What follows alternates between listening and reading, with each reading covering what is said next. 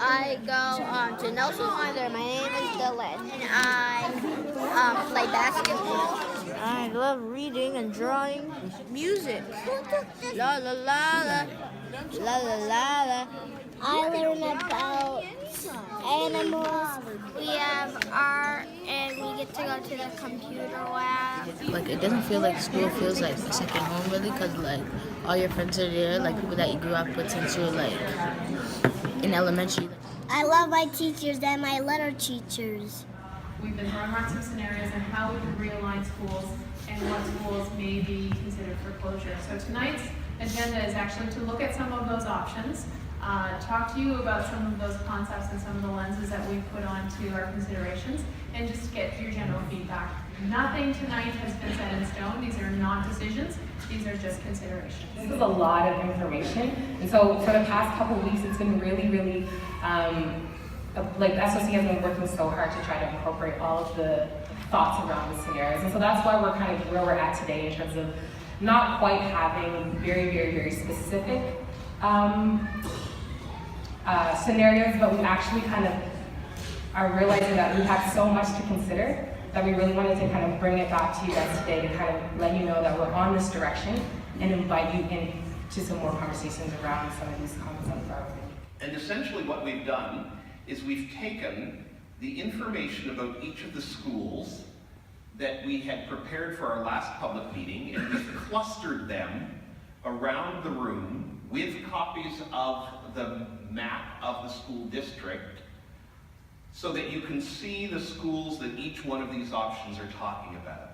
We're still talking about these options at a very high level. And so we're hoping that your feedback tonight will help us to refine that and give us clearer directions for our next steps. Think about the concept. That's what I would encourage you to do. Think about the concept. You can start near one that you feel particularly drawn to, but we'd love for you to actually have some movement around all of them. There's insight that we can get from you, from your perspective, and it's really good for you to have eyes on other people's ideas and stuff like that, so that we can start to see this family of schools as what it is, a family of schools. So I go to Auburn Drive High School. My name is Brianna Willis. Honestly, it's important for me because my little sister is in elementary, so I want to know what her future has to hold, also for the community that I live in and the community that I'm involved in. I've been just telling them about each of the schools and the communities and how much they mean and how I've gone to some of them and how going there, it shows me how the diversity, it really matters and everything like that.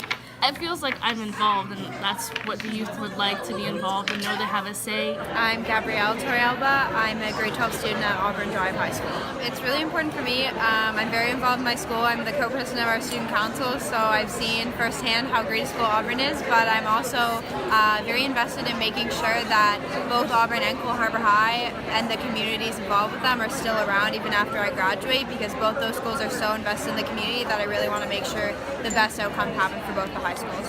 Because we always, in the media, we're talking about, this is for the students, we're doing things for the students, but it's nice that as a student I can actually voice what I've been hearing from other students and what I've been seeing in my school. I have two children that will be, well, one is in school currently and the other will be going to school in a couple of years' time, so I'm very invested in this community. I grew up in this community and want to stay in this community. It's about the conversation, I think, is the biggest part. It allows people just to feel like, what, my input matters. I've had a chance to walk around and talk to so many people, and I have my opinions and I have things that I think might work, but then I hear other people and I'm like, that's really interesting. I never thought about that before. So it gets people thinking a little differently, and I think that's also a really important thing. Being part of this process is helpful. It makes us feel a little bit heard and engaged, where sometimes you feel like the decisions are made by people who aren't on the ground and in the community. The reality is that we're under capacity. We need to figure out how we can make it work better, but at the same time, without taking away from the idea that a school, the bricks and mortar of schools are important to the community.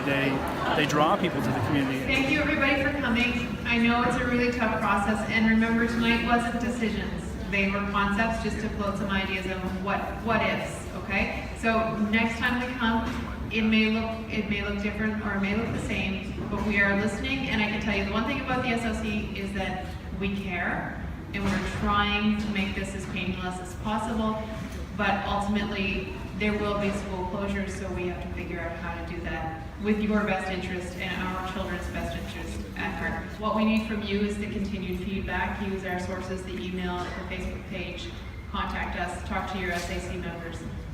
We want to get this right.